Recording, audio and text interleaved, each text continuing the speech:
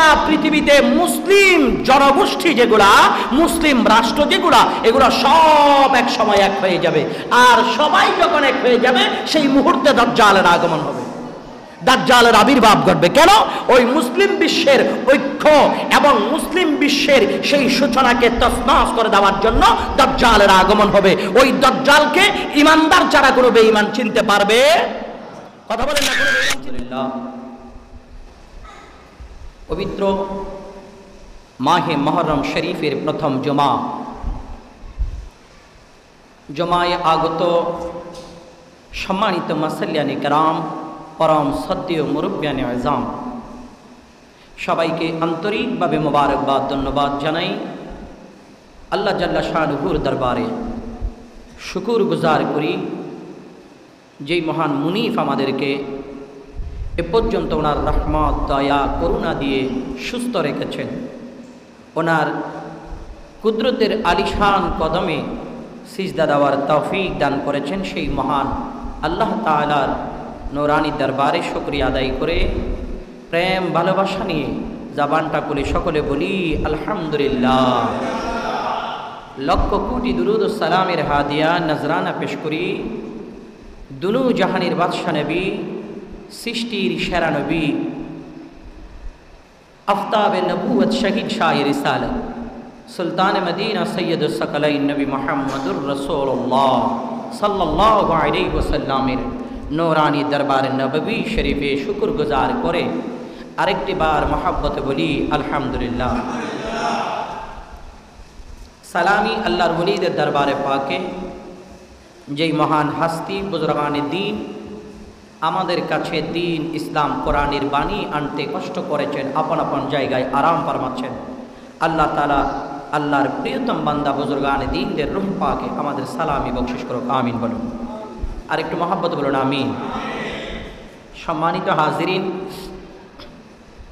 আমরা পহেলা মুহররমের প্রথম জুমায় হিজরি সনের আজকে হচ্ছে 1447 হিজরি, অর্থাৎ আমরা 1446 হিজরি পার করলাম, 1447 হিজরিতে পদার্পণ করলাম। আলহামদুলিল্লাহ বলুন।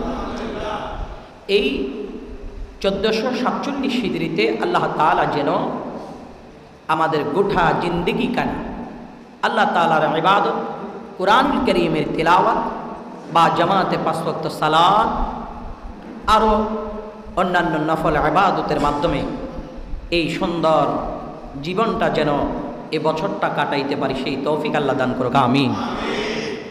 আমাদের দেশে বিশেষ করে প্রচলিত যেটা আপনার বছরের প্রথম দিন পালিত হয় দুটো, একটা হচ্ছে বাংলা নববর্ষ, আরেকটা হচ্ছে ইংরেজি নববর্ষ, যেটা 31 নাইট, যেই নামে গোটা দেশ জুড়ে বেহায়াপনা, বিশৃঙ্খলা, গান বাজনা, আতশবাজি ফোটায়, যেটার মাধ্যমে প্রাণ নাশের সম্ভাবনা থাকে।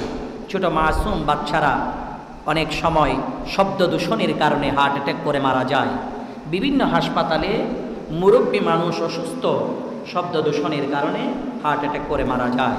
এবং ওই আতশবাজি জ্বালাইতে গিয়ে সেই যে আগুনের ছিটা ফোটা বিভিন্ন বাসা বাড়ি কিংবা কোনো এই যে কাপড় চোপড় ময়লা আবর্জনায় পড়ে ওখান থেকে আগুন তৈরি হয়ে অনেক জায়গায় অগ্নিশিখারেরও সম্ভাবনা থাকে। ঠিক ওটার ভিত্তিতে একই ধারাবাহিকতায় আরও একটি নববর্ষ পালিত হয়, সেটা হচ্ছে আরবি নববর্ষ। সুবহানাল্লাহ বলুন। হিজরি নববর্ষ আরবি মাসের, আরবি বছরের প্রথম তারিখ, এটা হচ্ছে মাহে মুহররম শরীফ। সুবহানাল্লাহ বলবেন না? যেটা পালিত হয় উলামায়ে কেরাম এবং শায়েরগণ কুরআনুল কারীমের তিলাওয়াত, হামদ, নাত সরওয়ারে কায়নাত সাল্লাল্লাহু আলাইহি ওয়াসাল্লাম, এটার মাধ্যমে হিজরি সন পালিত করেন। গতকালকেও আলহামদুলিল্লাহ চট্টগ্রাম তথা বাংলাদেশের বিভিন্ন জায়গায় নাত রাসূল সাল্লাল্লাহু আলাইহি ওয়াসাল্লামের মাধ্যমে কুরআনুল কারীমের তিলাওয়াতের মাধ্যমে হিজরি সন পালিত হয়েছে। এটাই উচিত। হিজরি সন যদি পালন করতে হয় এভাবেই করতে হবে, যেটা জাতি, সমাজ, প্রতিষ্ঠান, পরিবার এখান থেকে কিছু একটা শিক্ষা গ্রহণ করতে পারবে। ভবিষ্যৎ প্রজন্ম বর্তমান জেনারেশন থেকে কিছু একটা শিখতে পারবে। কথা বলেন ঠিক কিনা? আর যদি এই ধরনের যদি হিজরি সন পালিত না হয়, বারবার যদি ইংরেজি নববর্ষ যদি প্রমোট করা হয়, তাহলে সমাজ ধ্বংসের দ্বার প্রান্তে যাবে। এই জন্য হযরতে ইমাম গজ্জালী রাহমাতুল্লাহ আলাইহি বলে, নবীর উম্মত বেশি বেশি করে সূরা কাহাফ তিলাওয়াত করো। সুবহানাল্লাহ বলে। সূরা কাহাফ তিলাওয়াত করলে দাজ্জালের ফিতনা থেকে আমার নবীর উম্মত বাঁচবে। সুবহানাল্লাহ বলেন। দাজ্জাল, আল্লাহর পেয়ারা রাসূল সাল্লাল্লাহু আলাইহি সাল্লাম বলে, আমি একদিন সাহাবায়ে কেরামদেরকে নিয়ে আলোচনা করছি, নবীজি আলোচনা করছেন, সমস্ত আম্বিয়া কেরাম দাজ্জাল সম্পর্কে আলোচনা দিয়েছে, সরাসরি সঠিক বর্ণনা কেউ দেয়নি, আমি রাসূল দিচ্ছি, দাজ্জাল আসবে, সে অন্ধ। আমার আল্লাহ অন্ধ? বলেন আমার আল্লাহ অন্ধ নয়। দাজ্জালের কপালে কাফের লেখা থাকবে, কিন্তু সেই দাজ্জাল চেনার জন্য ঈমান লাগবে। শুধু যোগ্যতা থাকলে হবে না, পড়া নাই, লেখা নাই, যোগ্যতা নাই, কিন্তু ঈমানের যোগ্যতা থাকলে আল্লাহ তার এলমের দরজা খুলে দিবে, যেই এলমে লুদুনির পাওয়ারে সেই কাফের দাজ্জালকে চিনতে পারবে। কথা বলেন ঠিক না? আর যার কাছে ঈমান থাকবে না, ঈমানের কমজোরি থাকবে, দুর্বলতা থাকবে, সে দাজ্জাল চিনবে না, সে সব সময় দাজ্জালের ফিতনার মধ্যে পড়তেই থাকবে। এখন দাজ্জালের ফিতনা সব দিকে ছড়িয়ে ছিটিয়ে পড়ছে। এমন আপনি অনলাইনে দেখবেন, এমন একটা অ্যাপস অনলাইনের মধ্যে আছে, আমি নাম ভুলে গেলাম, কি নাম?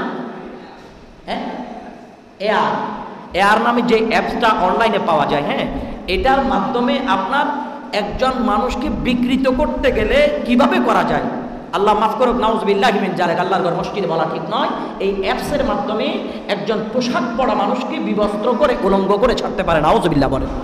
এটাই হচ্ছে দাজ্জালের ফিতনা, দাজ্জালের সমর্থক, ইহুদি নাসরার কৌশল, মুসলমানের ঈমান আকীদা নষ্ট করা। ঠিক সেই সময় এই ধরনের ফিতনা ফাসাদ থেকে যদি আপনাকে বাঁচতে হয়, তাহলে আপনাকে আরবি নববর্ষে এবং হিজরি সন আরবি নববর্ষকে পালন করতে হবে। এই পালন করে যারা আদর্শ সমাজে রাষ্ট্রে বাস্তবায়ন করে, তাদেরকে আপনাকে ফলো করতে হবে। আর না হয় যে কোনো সময় আপনি গুমরাহ হয়ে যাবেন। এই গুমরাহি থেকে বাঁচার জন্য হযরতে ইমাম গজ্জালী রাহমাতুল্লাহ আলাইহি বলে, নবীর উম্মত যেন বেশি বেশি যেন সূরা কাহাফ তিলাওয়াত করে। সুবহানাল্লাহ বলেন। বিশেষ করে শুক্রবার জুমার দিন, শুক্রবার জুমার দিন যদি সূরা কাহাফ তিলাওয়াত করে, আল্লাহ তাকে দাজ্জালের খপ্পর থেকে, দাজ্জালের ফিতনা থেকে হেফাজত করবে। আল্লাহু আকবার। আল্লাহ আমাদের প্রত্যেক মুসলমান ভাইদেরকে প্রত্যেকের আপন আপন ঘরে, প্রত্যেকের আপন আপন প্রতিষ্ঠান, বাসায় চেষ্টা করে হোক, টিচার থেকে পড়ে হোক, নিজে জানা থাকা হোক, যেন আমরা প্রত্যেকে যেন প্রতি জুমার দিন সূরা কাহাফ যেন তিলাওয়াত করতে পারি। তৌফিক দান করুক, আমিন। আর একটু মহব্বত বলুন আমিন। সম্মানিত হাজিরিন, আল্লাহ রাব্বুল আলামিনের কাছে সবচেয়ে 12 মাসের মধ্যে দামি মাস হচ্ছে 4টি মাস। বলেন দামি মাস কটি মাস? 4টি মাস। জিলকদ, জিলহজ, মুহররম এবং হচ্ছে রজব। যে দুটো মাসের মধ্যে আল্লাহর বান্দারা খানায়ে কাবা তাওয়াফ করার জন্য পাগল পড়া হয়ে যায়, জিলকদ আর জিলহজে। কথা বলেন ঠিক না? এই 2 মাসের মধ্যে ইমানদারের ইমানি জজবাত, চেতনা এত বেশি বেড়ে যায়, নিজের অর্জিত ধন সম্পদগুলি বিলীন করে আল্লাহর কুদরতের কদমে হাজিরি দেওয়ার জন্য চলে যায়। সুবহানাল্লাহ। এই 2 মাস সম্মানিত হওয়ার এক ব্যাখ্যা হলো এটা। মুহররম মাসের সম্মানিত হওয়ার ব্যাখ্যা হলো, আল্লাহ তাআলা জমিনকে সৃষ্টি করেছেন মুহররম মাসে, জমিন ধ্বংস করবেন মুহররম মাসে। আম্বিয়া কেরামদেরকে আল্লাহ তাআলা মহব্বতের পরীক্ষা নিয়েছেন, ওই পরীক্ষা নিয়ে ওনাদেরকে রেজাল্ট দিয়েছেন মুহররম মাসে। এবং ইমানের পরীক্ষায় নবীর নাতির কাছ থেকে মহব্বতের পরীক্ষা নিয়েছেন, ওই পরীক্ষার প্রতিদানও দিয়েছেন মুহররম মাসে। এই জন্য আল্লাহর কাছে মুহররম মাস দামি। সুবহানাল্লাহ বলেন। রজব মাস, রজব মাসকে নবীজি বলেছেন আল্লাহর মাস, অর্থাৎ আল্লাহর মাস। এ কারণেই বলেছেন যে এই রজব মাসে আল্লাহ আল্লাহর বন্ধুকে মেহমান বানিয়ে আল্লাহর কাছে দিদার দেওয়ার জন্য নিয়ে গেলেন। সুবহানাল্লাহ বলেন। এই জন্য আল্লাহ পাক রব্বুল আলামিন কুরআনুল কারীমের মধ্যে বলে, ইন্না ইদ্দাতাশ শুহুরি ইনদাল্লাহি 12 শাহরান ফি কিতাবিল্লাহি ইয়াওমা খালাকাস সামাওয়াতি ওয়াল আরদা মিনহা আরবাআতুন হুরুম। আল্লাহ পাক রব্বুল আলামিন বলেন, নিশ্চয় মাসগুলোর সংখ্যা আল্লাহ তাআলার নিকট গণনায় 12 মাস। বলেন আল্লাহর সংখ্যায় গণনায় কয় মাস? 12 মাস। 12 মাসের মধ্যে আল্লাহ কিতাবের মধ্যে যখন এর থেকে আসমান আর জমিন সৃষ্টি করেছেন, তার মধ্যে 4টি মাস সম্মানিত। কয়টি মাস? 4টি মাস। যে 4টি মাসের কথা বললাম, এই 4টি মাস সম্মানিত। এই 4টি মাস সম্মানিত কি কারণে? যে 4টি মাসে ঐতিহাসিক আল্লাহর কুদরতের নিদর্শন ঘটেছিল। সুবহানাল্লাহ বলেন, আরেকটু জোরে বলুন না সুবহানাল্লাহ। তো যেই 4 মাসে আল্লাহ রাব্বুল আলামিন এত সম্মানই বলেছেন, আমার নবীও বলেছেন, কোরআনুল কারীমেও বলেছেন, সেই 4টি মাসকে সম্মান করা মুসলমানের প্রয়োজন আছে না নাই? আওয়াজ বলুন, আছে না নাই? এবং এই মাসগুলোতে আল্লাহর বান্দা যখন এই মাসগুলোতে অন্যায় ও বিচার করে না, আল্লাহ তাআলা বলে যালিকাদ দীনুল কাইয়্যিম ফালা তাযলিমু ফীহিন্না আনফুসাকুম। এটা চিরস্থায়ী দিন, সুতরাং এই মাসগুলোতে নিজেদের আত্মাগুলোর উপর অত্যাচার করো না। আল্লাহর রহমত বর্ষণ হওয়ার মাস হচ্ছে এই 4 মাস। আল্লাহ বলতেছে এই মাসের মধ্যে তোমরা নিজেদের আত্মার উপর জুলুম করো না, অর্থাৎ অন্যায় ও বিচার, বেহায়াপনা, কোন ধরনের খারাপ কাজে তোমরা লিপ্ত হইও না, কারণ এই মাসে তো আল্লাহর রহমত বর্ষণ হয় বান্দার উপর। সুবহানাল্লাহ বলেন। তা আমরা এই মাসে খারাপ কাজ কেন করব? এই মাসে আমরা চাইবো আল্লাহকে রাজি করার জন্য। আল্লাহ তাআলা আরো বলে ওয়াকাতিলুল মুশরিকিনা কাফাতাও কামা ইউকাতিলুনাকুম কাফা। আল্লাহ পাক রব্বুল আলামিন বলেন, এবং মুশরিকদের বিরুদ্ধে সর্বদা তোমরা যুদ্ধ করো। মুশরিকদের সাথে কোনো সুসম্পর্ক রাখা যাবে না, কারণ মুশরিকরা আমাদের আগেও শত্রু ছিল, এখনো শত্রু, কিয়ামত পর্যন্ত মুশরিকরা মুসলমানের শত্রু থাকবে। কথা বলেন ঠিক কিনা? যেমনি ভাবে তারা তোমাদের বিরুদ্ধে সর্বদা যুদ্ধ করে। এই যে এখন, এটা কি মিথ্যে? এখনো যুদ্ধ করতেছে না? ইসরায়েলিরা আমার ফিলিস্তিনের নির্যাতিত মুসলমানকে করেছেন নির্যাতন। তাইলে করার পরে একটা সময় যখন ইরান প্রস্তুত হলো, ওই ফিলিস্তিনির নির্যাতিত মুসলমানকে আরো নির্যাতন করার জন্য সাপোর্ট দিচ্ছে কারা? আমেরিকারা। মুসলমান নাকি মুশরিক? আওয়াজে বলেন, মুসলমান না ইহুদি? ইমানদার না বেঈমান? তাইলে সুতরাং আল্লাহ বলছে তোমরা মুসলমান হয়ে ওই মুশরিকদের বিরুদ্ধে জিহাদ করো, যুদ্ধ করো, কারণ তারা তোমাদের বিরুদ্ধে সবসময় যুদ্ধ করতে থাকবে, তারা সবসময় তোমাদেরকে ঠেকাইতে থাকবে। তাহলে সেই যুদ্ধ সংগ্রাম এগুলোর থেকে যদি আপনাকে বাঁচতে হয়, তাহলে আপনাকে ঈমানের উপর অটল থাকতে হবে, ঈমানের উপর অটল থাকতে হবে। ওয়ালামু আন্নাল্লাহা মাআল মুত্তাকিন। আল্লাহ পাক রব্বুল আলামিন বলে, জেনে রেখো যে আল্লাহ তাআলা খোদা বিরোধের সাথেই আছেন। আল্লাহ তার সাথে আছেন যার হৃদয়ে আল্লাহর ভয়, নবীজির মুহাব্বত, কোরআনের মুহাব্বত, দ্বীনের মুহাব্বত, আউলিয়া কিরামের মুহাব্বত, সাহাবায়ে কিরামের মুহাব্বত যার দিলের মধ্যে থাকবে, আল্লাহ তার সাথে থাকবে, অর্থাৎ তাদেরকে আল্লাহ সাহায্য করেন। সুবহানাল্লাহ। তার জ্বলন্ত প্রমাণ আমরা পেয়েছি ফিলিস্তিনের মুসলমানের উপর যখন বর্বর ইসরায়েলি বাহিনীরা যখন নির্যাতন শুরু করেছে। ফিলিস্তিনিরা গত জমায় একটু করে বলেছিলাম, এই ফিলিস্তিনের মুসলমান পৃথিবীর কোনো মানুষের কাছে সাহায্য চাওয়ার জন্য তারা প্রার্থনা করে নাই।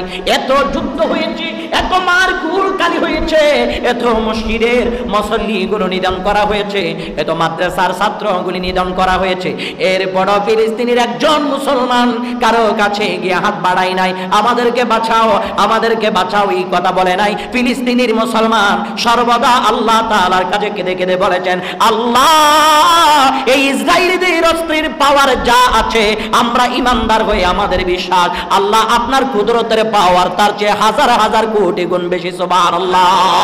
আল্লাহ তাআলা ইরানকে শক্তিশালী করে সেই ইসরায়েলিদেরকে নিস্তেরাবুত করে দিয়েছে। কথা বলেন ঠিক কিনা?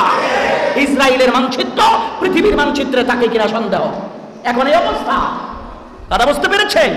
এইভাবে এটাও একটা জিনিস মনে রাখবেন, এখন যে ইসরায়েল নিধন হতে যাচ্ছে, বোঝেন নাই? ইসরায়েল নিধন হতে যাচ্ছে।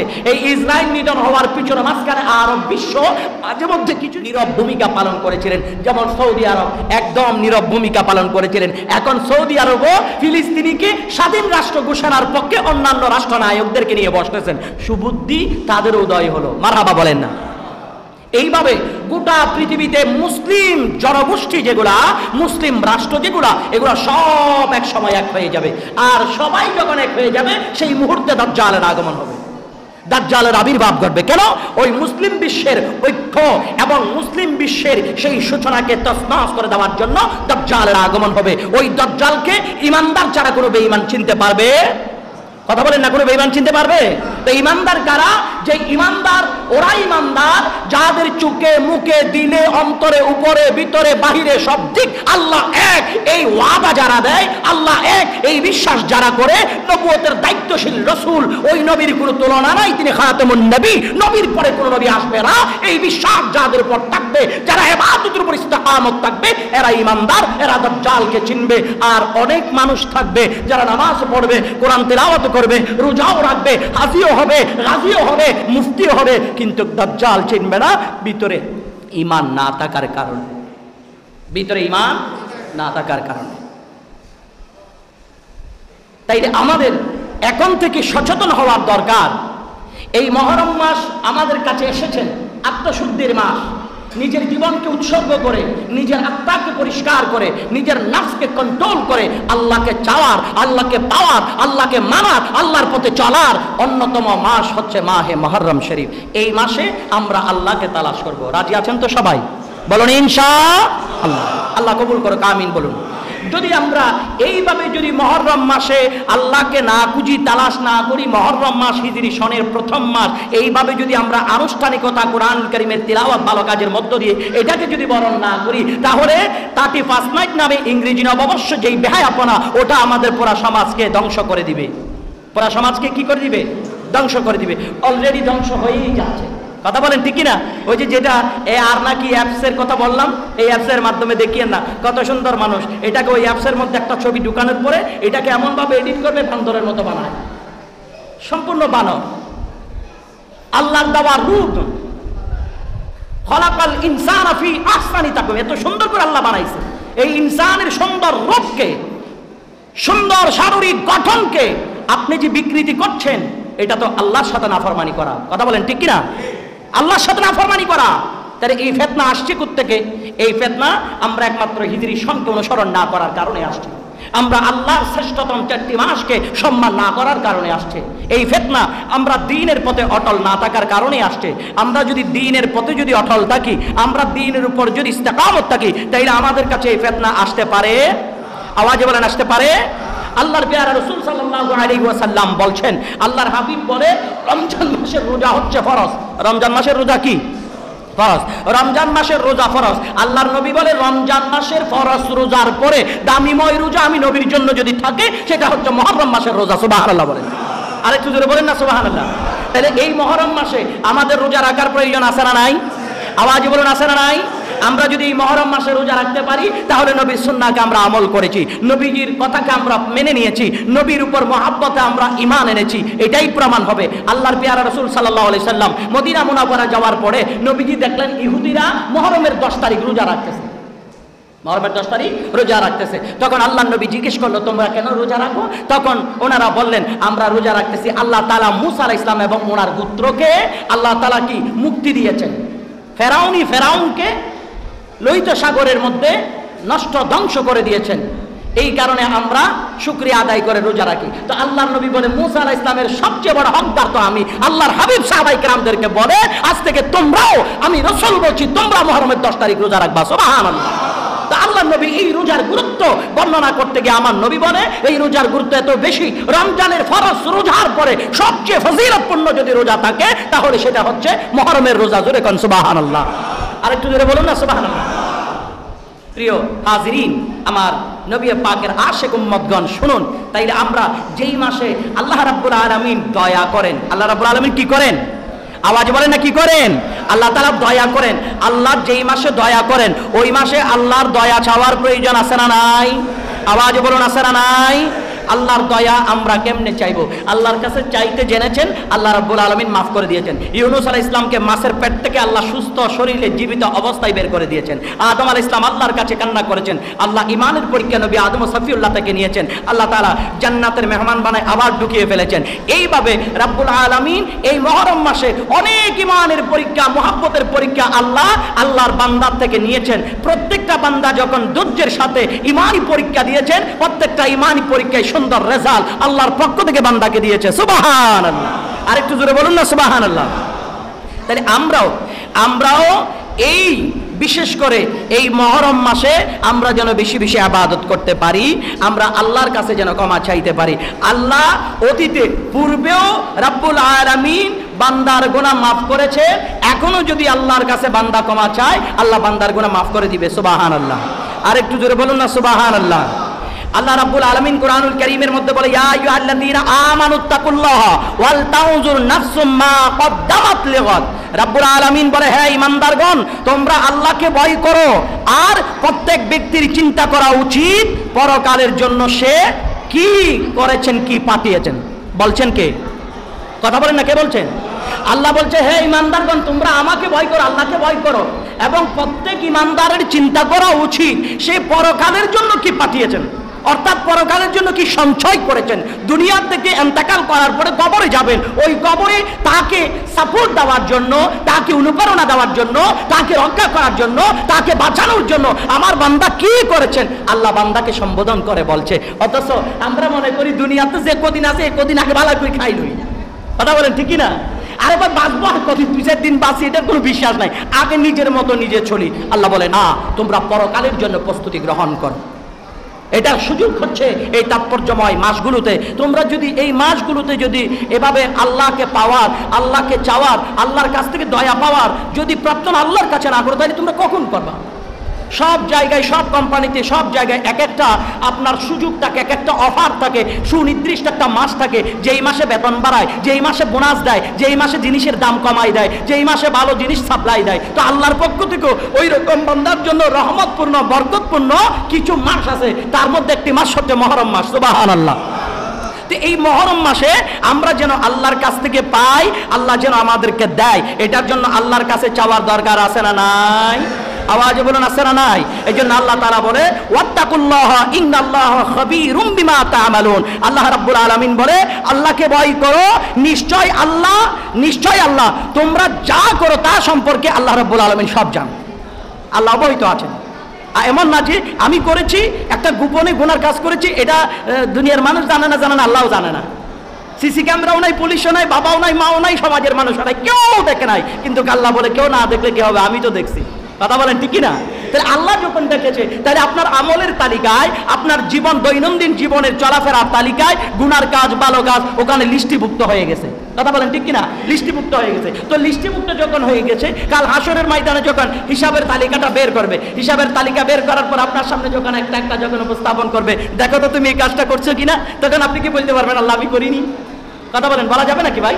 বলা যাবে না। আল্লাহ বলে, ফামান ইয়ামাল মিসকালা যাররাতিন খায়রান ইয়ারা ওয়া মান ইয়ামাল মিসকালা যাররাতিন শাররান ইয়ারা। যাররা পরিমাণ ভালো করেছো সেটাও দেখানো হবে, আর যাররা পরিমাণ খারাপ করেছো সেটাও দেখানো হবে। এক যাররা পরিমাণ গোপন করার কোনো সুযোগ, আওয়াজ বলুন, কোনো সুযোগ আছে? কোনো সুযোগ নাই। আল্লাহর হাবিব সাল্লাল্লাহু আলাইহি ওয়াসাল্লাম বলে, তোমরা আল্লাহর বিচারের কাঠগড়ায় দাঁড়ানোর আগে আল্লাহ যে বিচার করবে তার আগে নিজের বিচার নিজে করো। আল্লাহ যে তোমার আমলের তালিকাগুলি উপস্থাপন করবে তার আগে তোমার আমল নিয়ে তুমি নিজের রিসার্চ করো। আল্লাহর দরবারে যে তুমি হাজির হবা, আল্লাহকে যা বলবা সেটা আগে তুমি নিজেকে নিজে প্রশ্ন করো। কারণ ওই দিন এমন একটা দিন হবে যেই দিন তোমার জীবনের গোপন বিষয়টাও গোপন থাকবে না, গোপন বিষয়টাও গোপন থাকবে না। আল্লাহ ওপেন করবে, প্রশ্ন করবে, জানতে চাইবে, তখন তার বাঁচার কোনো সুযোগ, আওয়াজে বলুন না, সুযোগ আছে? তাহলে এই সুযোগ যখন বান্দার কাছে নেই, তাই বান্দাকে বুঝতে হবে একদিন যা এটা আমার জন্য বহুত বড় নিয়ামত। কথা বলেন ঠিক কিনা? 1 বছর যা এটা আমার জন্য বড় নিয়ামত। কারণ আপনার সম্পদ যদি চলে যায়, আপনি কষ্ট করেছেন, পরিশ্রম করেছেন, এই সম্পদ চাইলে আপনি পেতে পারেন, কষ্ট করলে পেতে পারেন, কিন্তু আপনার হায়াতের বাজেট থেকে একটা সেকেন্ড যে চলে যাচ্ছে, এটা পুনরায় কি আবার রিভিউ হবে, আসবে? কথা বলেন না, আসবে?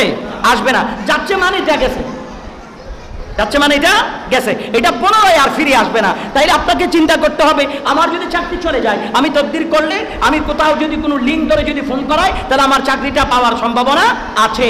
আমার টাকা নাই, আমি চুরি চামারি করলে টাকা পাওয়ার সম্ভাবনা আছে। আমার যদি সম্পদ চলে যায়, আমি যদি আরো কিছু সম্পদ বিক্রি করে ভালো বিজনেস করি, আমার সম্পদগুলি আবার পুনরায় করার সম্ভাবনা আছে। কিন্তু আল্লাহর রাসূল বলে, বান্দা, হায়াতের বাজেট যে তোমার সুন্দর জীবন থেকে একটা সেকেন্ড মাইনাস হচ্ছে, এটা প্লাস হওয়ার আর সুযোগ নেই। একটা সেকেন্ড যাওয়া মানে তোমার জীবনের 80 বছরের অধ্যায় থেকে একটা সেকেন্ড চলে গেছে। তুমি তোমার বিবেক, তোমার মস্তিষ্ককে প্রশ্ন করো, ওই একটা সেকেন্ড আল্লাহর পথে নাকি শয়তানের পথে।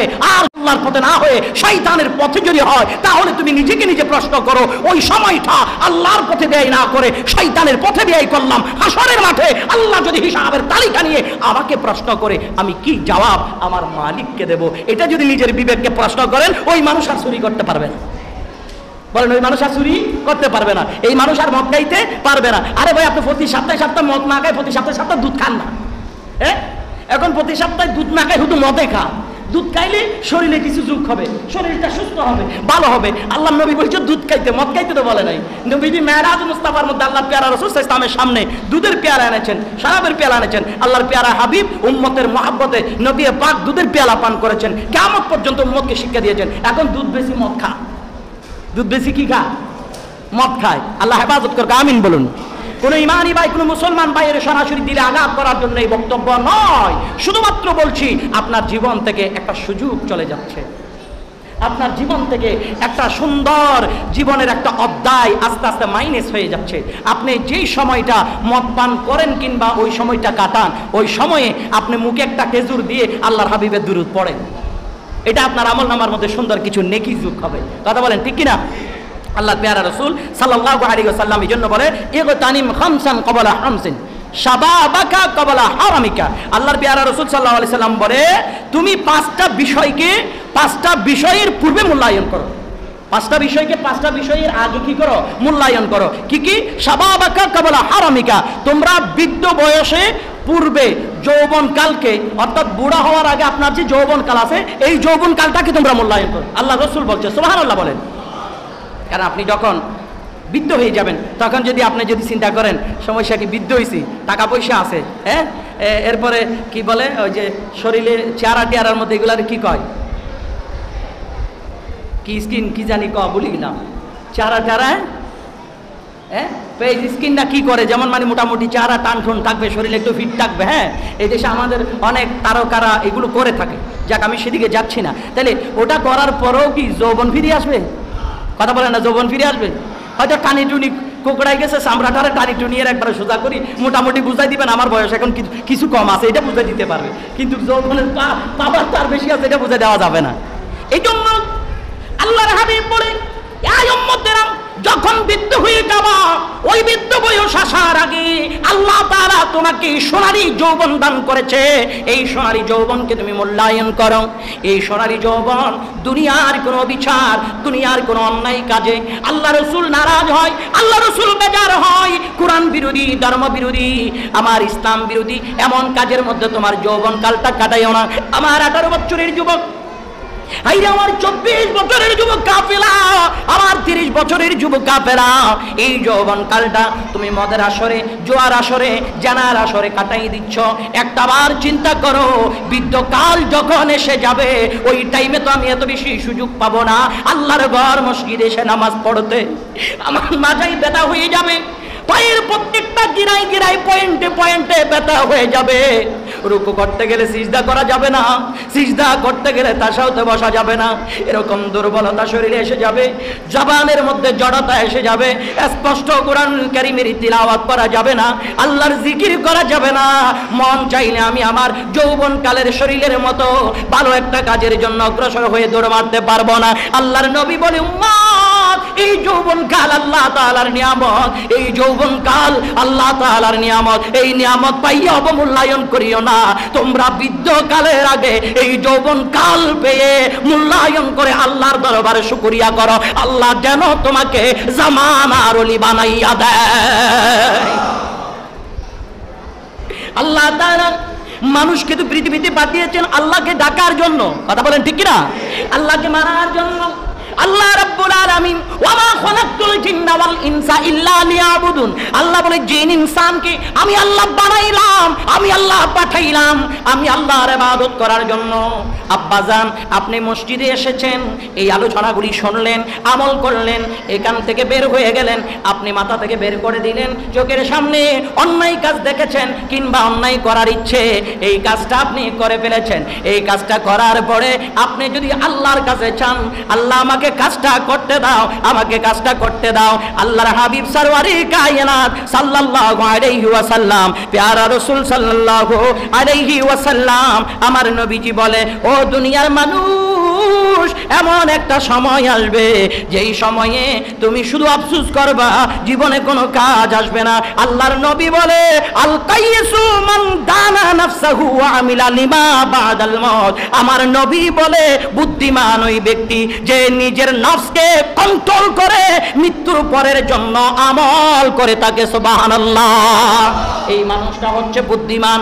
আল্লাহর নবী বলে বেকুব, ব্যাককল, বলেন বেকুব, ব্যাককল। আল্লাহর নবী বলে বেকুব, ব্যাককল, পরাজিত ওই ব্যক্তি যেই ব্যক্তি নিজেকে খারাপ কাজের মধ্যে সম্পৃক্ত রাখে এবং আল্লাহর কাছে কামনা করে।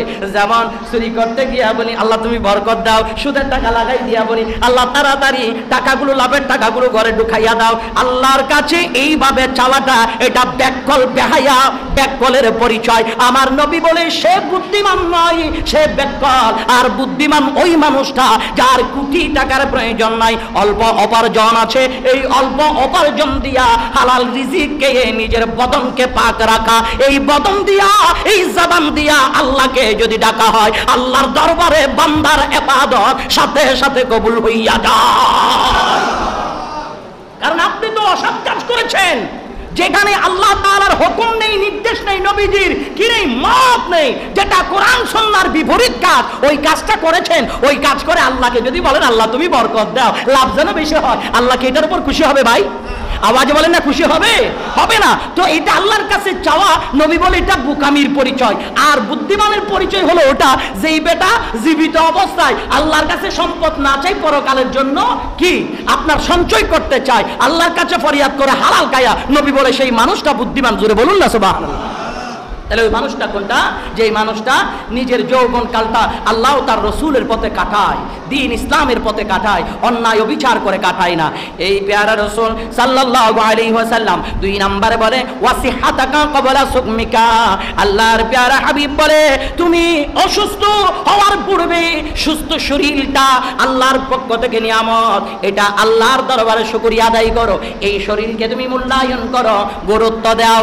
আর যখন তুমি অসুস্থ হয়ে যাবা, তখন আফসোস করলে কোনো কাজ হবে না। সুস্থ ছিলা, মদের বোতল ঢেলে দিলা, সুস্থ ছিলা, গাঞ্জা খাইলা, সুস্থ ছিলা, ইয়াবা খাইলা, সুস্থ ছিলা, নেশা করলা, সুস্থ ছিলা, অন্যায় কাজ, অসৎ পথ থেকে ইনকাম করে খেয়েছিলা।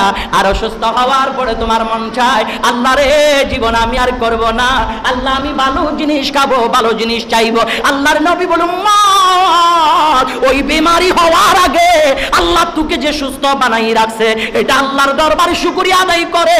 সুদের টাকা দিয়া মুরগি পোলাও, জর্দা বিরিয়ানি খাওয়ার চেয়ে সাদা পানি খাইয়া আমার আল্লাহরে ডাকো, সাদা পানি খাইয়া আমার আল্লাহরে ডাকো, তোমার আল্লাহ ডাকটা খোদার আরশের মধ্যে লিপিবদ্ধ হয়ে যাবে। আর যদি হারাম খাইয়া আপনি হুজুরদেরকে ডাকাইছেন, মাঝে মধ্যে আমাদেরকে দাওয়াত দেয়, তাই না? হুজুর আপনারা মসজিদের 2-4 জন যা আছেন, আশেপাশের হুজুর যারা আছে সবাইকে দাওয়াত দেন, খানা হইব ভিআইপি খানা। কি ওই বাড়ির মতো খানা হইবে না, অরিজিনাল দেশি মোরগ সোনালি না, ভালো করে খাবেন এবং মন ভরে আমার জন্য দোয়া করবেন। না না, হুজুরের খাওয়াইলো, হুজুরের পকেটে টাকা ঢুকাই দিল, কাজ হবে না। কারণ তোমার বদন নাপাক, বদন নাপাক হলে তোমার জবান নাপাক। ওই জবান দিয়া যা বলবা, তোমার সৎ ইনকাম দিয়া যারে খাওয়াইবা, কোনো কাজ হবে না, কোনো কাজ হবে না। আল্লাহর একজন মহান ওলি, এক ব্যক্তি দাওয়াত দিয়েছেন, বিশাল খাবারের আয়োজন করেছেন, খাবারের টেবিলে বসে ওই আল্লাহর ওলি খাবার একটা তো হাত দেয় নাই, সাদা পানির গ্লাসটা নিয়ে পানি পান করে ফেললেন। এবার যাওয়ার সময় আরেকটা মানুষ ওনাকে জেসে জেসে দিলেন, হুজুর এটা খান, এটা খেয়ে ফেললেন। সফর সঙ্গীরা কই, হুজুর অমুক বাড়িতে গেলেন, কিছু খাইলেন না, আর শুধু সাদা পানি খাইলেন। চলন্ত পথে আরেকজন ব্যক্তি আপনাকে খাবার দিয়েছে, সেটা খেয়ে নিলেন। ঘটনাটা কি? কোথা কি তখন লাগে না, এখন লাগছে নাকি? আল্লাহর ওলি বলে, না না না, আমি ওই খাবারের মধ্যে হারাম দেখতে পেয়েছি, সুতরাং আমার হারাম খাইয়া আমার দেহটা নাপাক করতে চাই না। আল্লাহু আকবার বলুন, আল্লাহু আকবার। ঈমানওয়ালা যারা, ঈমানদার যারা, এরা সদা সর্বদা আল্লাহ রাব্বুল আলামিনের দরবারে ওই প্রার্থনা করে, আল্লাহ তুমি আমাকে ঈমানের উপরে মৃত্যু দাও, হালাল খাওয়ায় মৃত্যু দাও, হারাম উপার্জনের সম্পদের পাহাড় আমার দরকার নাই, যেই সম্পদ আমাকে জাহান্নামের দিকে টেনে নিয়ে যাবে। হ্যাঁ, আপনি যখন মারা যাবেন, আপনি ধরেন অসৎ কাজ করে সম্পদ, কষ্ট আসতেছে আপনাদের কারো? কোন কষ্ট পাচ্ছেন?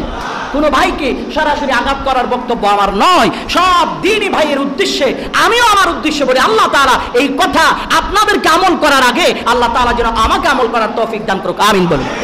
সব ইমানি ভাইদের উদ্দেশ্য বলি, বাইরে আপনি যে অসৎ কাজ করে সম্পদের বিশাল পাহাড়টা তৈরি করলেন, আপনি মারা যাওয়ার পরে আপনার আথরের ছেলে বলবেন, আব্বা মারা যখন গেছেন তাইলে যা অন্যায় বিচার আমগুর জন্য করিয়া 2 তলা বিল্ডিং বানাইছেন, অর্ধেক অন্যায়ের ভাগ আমি আমার খানতে লইয়া লইলাম। এই বলে কোনো পোলা কান্দা কান্দা বাবার অন্যায়ের বদ আমলগুলি নিজের ভাগে তুলে নেয় না, কিন্তু বাপ মরতেই দেরি 2 তলাতে পুরা 2 তলা খাওয়ার জন্য চিন্তা করে বসে থাকে। কথা কোন ঠিক কিনা? মরে যাওয়া তোমার আমলের ভাগ নিবে না, কিন্তু তোমার সম্পদের ভাগ নেওয়ার জন্য ছেলে মেয়েদের মধ্যে মারামারি, ছেলে মেয়েদের মধ্যে উত্তেজনা, পুলিশ প্রশাসন এরিয়ার ভিতরে দেখা যাবে। কেন? সম্পদের ভাগ নিবে। কিন্তু তোমার যেই বদ আমলগুলি করেছো, যে অন্যায়গুলো করেছো, যে অবিচারগুলো করেছো, এটার ভাগ নেওয়ার জন্য কোনো ছেলেও আসবে না, কোনো মেয়ে আসবে না, কোনো বন্ধু আসবে না, কোনো আপনজন আসবে না, শুধু তোমার দুনিয়াবি দৌলত নেওয়ার জন্য আসবে। তাই আবার বলেন, যারা বুদ্ধিমান এরা কি দুনিয়ার দৌলতের পাগল নাকি আল্লাহর নিয়ামতের পাগল? আওয়াজে বলেন, আল্লাহর নিয়ামতের পাগল কিনা? আল্লাহর নিয়ামতের পাগল। এই জন্য আমার প্রত্যেকটা ভাইয়ের কাছে আমার অনুরোধ হচ্ছে, বাইরে জীবনে বেশি কিছুর দরকার নাই। একজন মানুষ বাঁচতে হলে 2-3 বেলা খাবার হলেই চলে। কথা বলেন ঠিক কিনা? 2-3 বেলা খাবার হলেই চলে। অন্ততপক্ষে এই খাবারকে আল্লাহকে বলেন যে আল্লাহ আমাকে একটা নেককার সন্তান তুমি দিও। আল্লাহ যেই সন্তান অন্ততপক্ষে আমি মরার পর আমার গালি শোনাবে না, হ্যাঁ আল্লাহ যেই সন্তান অন্ততপক্ষে রাস্তায় এলোমেলো অবস্থায় চলাফেরা করে আমাকে গালি শোনাবে না, আল্লাহ আমাকে এমন একটা সন্তান দিও যেই সন্তানকে দেখে দেখে মানুষজন আমার জন্য দোয়া করে। এটা আল্লাহর কাছে প্রার্থনা করা উচিত। তাইলে এই প্রার্থনা করার আগেই আপনি নেক সন্তান পাওয়ার জন্য আগে আল্লাহর কাছে দোয়া করতে হবে। নেক সন্তান পাওয়ার জন্য আল্লাহর কাছে দোয়া করতে হবে। জন্ম থেকে ওই সন্তানকে নেক কাজের প্রতি ধাবিত করতে হবে। নামাজের প্রতি, রোজার প্রতি, হজের প্রতি, জাকাতের প্রতি, সুন্নাহর প্রতি, তিলাওয়াতের প্রতি, এই ভালো কাজগুলি নিজের সন্তানকে শিক্ষা দিতে হবে। এখন আমরা ওই শিক্ষাটা দেই না। ছেলে যদি টাটা দেয়, মনে করি এই যে টাটা দিচ্ছে আমার পোলা একেবারে আধুনিক হয়ে পড়ছে, মনে হয় যে হারবার্ড বিশ্ববিদ্যালয়ে অনেক পড়তে আছে। 2 বছরের পোলা যখন টাটা মারে, এই টাটা মারার সময় ছেলেরা কবেন, আব্বা টাটা মারো না, বলো আসসালামু আলাইকুম ওয়া রাহমাতুল্লাহ, বলো আল্লাহ ভরসা। এই ধরনের শব্দগুলো ছেলেকে ছোটবেলা থেকে শিখান। যখন আপনার মুখ দিয়ে ছোটবেলা থেকে এই যে এখানে ছোটবেলা থেকে যখন আপনার সন্তান আপনার মুখ দিয়ে এই ধরনের সুন্দর আচরণগুলো শিখবে, ওই সন্তান বড় হলে কখনো অসৎ হওয়ার সম্ভাবনা নাই। তাহলে আমরা একদম ছোটবেলা থেকে যখন অসৎ শিক্ষা দিই, ছেলে অসৎ হইতে শুরু করে, কারণ শুরুতেই তো দেখছে বেসাল কাজ। কথা কোন ঠিক কিনা? আল্লাহ রাব্বুল আলামিন আমাদের প্রত্যেককে যেন হেফাজত করে, আমিন বলুন। আল্লাহ যে 4টি মাসকে সম্মানিত করেছেন, এর মধ্যে একটি মাস হচ্ছে মহরম মাস। এই মহরম মাসে আমরা যেন রোজা রাখতে পারি। আল্লাহর রাসূল বলে, ফরজ নামাজের পরে সবচেয়ে দামি সালাত হচ্ছে রাত জেগে তাহাজ্জুদ পড়া। সুবহানাল্লাহ বলেন। তা আমরা তাহাজ্জুদ তো দূরের কথা, ফজরের নামাজ পড়ি না, এরকম পাক্কা ইমানদার মৌলবী সাহেব বহুত আছে। কথা কোন ঠিক কিনা? আপনাদের কথা বড়ই কইলাম, আমরা হুজুরেরা অনেক সময় ফজরের নামাজ পড়ি না, তাই এখন আপনাদের কথা কেন কই? এই জন্য আল্লাহর কাছে প্রার্থনা করবেন আমরা যেন রাত জেগে নামাজ পড়তে পারি, আমরা যেন ফরজ রোজার পরে মহরমের রোজা বেশি বেশি রাখতে পারি। সুবহানাল্লাহ বলেন। কারণ নামাজ পড়লে মানুষের দিল পরিষ্কার হয়ে যায়। কথা বলেন ঠিক কিনা? ইন্নাস সালাতা তানহা আনিল ফাহশাই ওয়াল মুনকার। সমস্ত বেহায়াপনা, খারাপ কাজ থেকে আল্লাহ তাআলা বান্দাকে হেফাজত করে সালাত নামাজের মাধ্যমে। সুবহানাল্লাহ বলেন। আপনি নামাজ পড়েন না, এমনি মানুষের লোকে ভালো ভালো কথা কন, কেউ যদি কিছু কয় ও বেটা ভিতরে ঠিক থাকলে সব ঠিক, ফতোয়া কত সুন্দর মাঝে ভিতরটা ঠিক রাখলে সব ঠিক। হে বেটা, আল্লাহ কইছে ভিতর ঠিক থাকবো নামাজ পড়লে, নামাজ ছাড়া ভিতরে ঠিক হইলেও কেমন, হেঁটে তো আর বুঝে আয় না। এরকম মানুষ আছে না, বলে না ভিতরে ঠিক থাকলে সব ঠিক। এই কথা কোনোদিন বলবেন না। হ্যাঁ, আপনি যদি কোনো বিশেষ কারণেও যদি পড়তে না পারেন, এটা শরীয়তের যুক্তি নয়, প্রাথমিক আপনাকে এতটুকু বলছি, আপনি ওই মুহূর্তে এই কথাটা বলবেন, ইনশাআল্লাহ আল্লাহ তাআলা দয়া করলে আমি চেষ্টা করব। কিন্তু ওই কথাটা বলবেন না ভিতরে ঠিক থাকলে সব ঠিক, এই কথাটা বলিয়েন না। এই কথাটা বললে ইমানের খতরা হবে, এ কথা কোনোদিন বলবেন না। কারণ আউয়ালু মা ইউহাসাবু বিহিল আবদু ইয়াউমাল কিয়ামাতিস সালাহ, কিয়ামতের ময়দানে প্রথমে দি কোগা গরু দিমে জান খাওয়াইছেন মানুষেরে, এটা জিগাইবো আল্লাহ পরে দি, আগে নামাজ পড়ছো কিনা এটা আল্লাহ আগে দি জিগাইবো। কথা বুঝতে পারছেন? নামাজ পড়েছো কিনা, নামাজের হিসাব আল্লাহ তাআলা প্রথমে হাসরের ময়দানে আগে নিবে বান্দাকে। 10টা গরু জবাই করে মেজবান খাওয়াইছেন কিনা এটা আল্লাহ পরে জিগাইবে, এটার হিসাব আগে না, আগে নামাজের হিসাব। এই মুহররম মাস আল্লাহর নবীর নাতি হযরত হুসাইন রাদিয়াল্লাহু তাআলা তিনি শাহাদাত বরণ করেছেন, শেষ টাইমও নবী পাকের উম্মতকে শিক্ষা দিয়েছে, যাও নিজের জীবন দিয়ে দাও, এরপর শেষ মুহূর্তেও আল্লাহর ইবাদত নামাজ তোমরা ছেড়ে দিও না। আল্লাহু আকবার বলুন। আমরা যেন এই নামাজ কোনো অবস্থাতে যেন ছেড়ে না দেই। আল্লাহ তাআলা এই মহরম মাসে বেশি বেশি ইবাদত করার তৌফিক আল্লাহ তাআলা আমাদেরকে দান করুন।